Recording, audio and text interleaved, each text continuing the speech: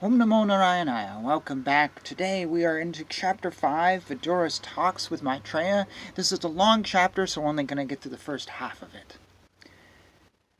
Sukadeva Goswami said, Vidura, the best among the Kuru dynasty, who was perfect in devotional service to the Lord, thus reached the source of the celestial Ganges River, where Maitreya, the great fathomless learned sage of the world, was seated. Vidura, who was perfect in gentleness and satisfied in transcendence, inquired from him. Vidura said, O great sage, everyone in this world engages in fruitive activities to attain happiness, but one finds neither cessation nor the mitigation of distress. On the contrary, one is only aggravated by such activities. Please, therefore, give us directions on how one should live for real happiness. O my Lord, great philanthropic souls travel on the earth on behalf of the Supreme Personality of Godhead to show compassion to the fallen souls who are averse to the sense of subordination to the Lord. Therefore, great sage, please give me instruction on the transcendental devotional service of the Lord, so that He who is situated in the heart of everyone can be pleased to impart from within knowledge of the absolute truth in terms of the ancient Vedic principles delivered only to those who are purified by the process of devotional service. Great sage, kindly narrate how the Supreme Personality of Godhead, who is the independent, desireless Lord of the three worlds and the controller of all energies, accepts incarnations and creates the cosmic manifestation with perfectly arranged regulative principles for its maintenance. He lies down in his own heart spread in the form of the sky, and thus placing the whole creation in that space, he expands himself into many living entities, which are manifested as different mystic powers and the proprietor of everything. Thus he is distinct from the living entities. You may narrate also about the auspicious characteristics of the Lord in his different incarnations for the welfare of the twice-born, the cows and the demigods. Our minds are never satisfied completely, although we continuously hear of his transcendental activities. The Supreme King of all kings has created different planets and places of habitation where living entities are situated in terms of the modes of nature and work, and he has created their different kings and rulers. O chief amongst the Brahmanas, please also describe how Narayana, the creator of the universe and the self-sufficient Lord, has differently created the natures, activities, forms, features, and names of the different living creatures.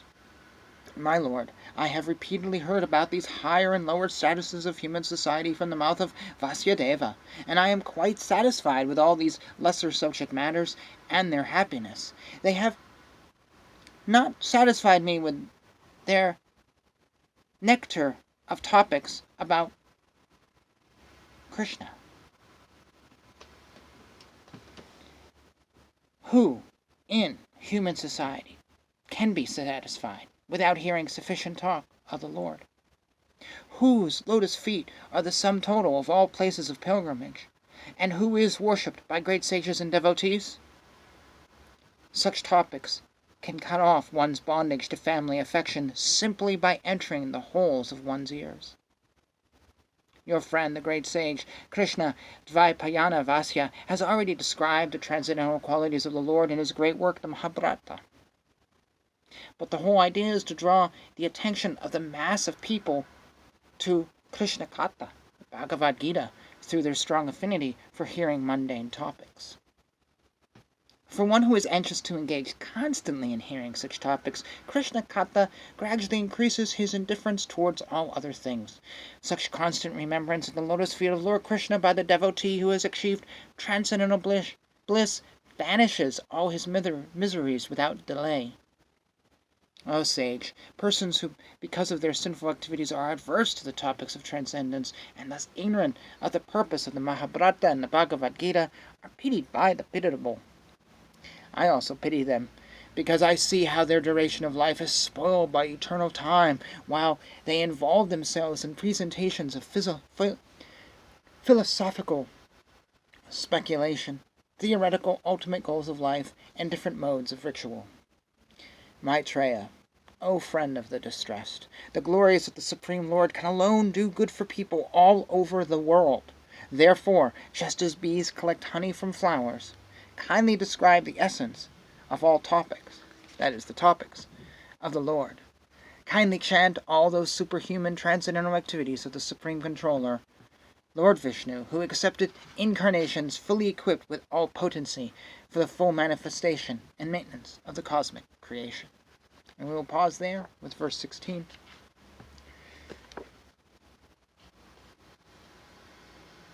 I thought it was interesting you mentioned the Mahabharata.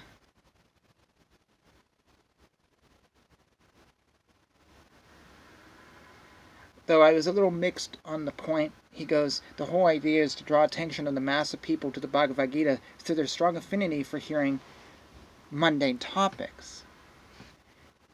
And then he says that gradually increases the indifference towards other things, hearing the Bhagavad Gita. I guess what they're implying is you come to the Bhagavad Gita through something mundane, but by getting in there, it purges you.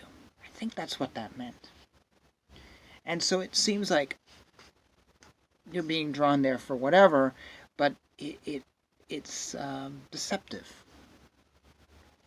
No, I don't know. I don't consider the topics of the Bhagavad Gita to be mundane. Sorry about the cut there. I had to sneeze. Anyways, thoughts, comments, whatever. We'll get into the rest of this in the next video.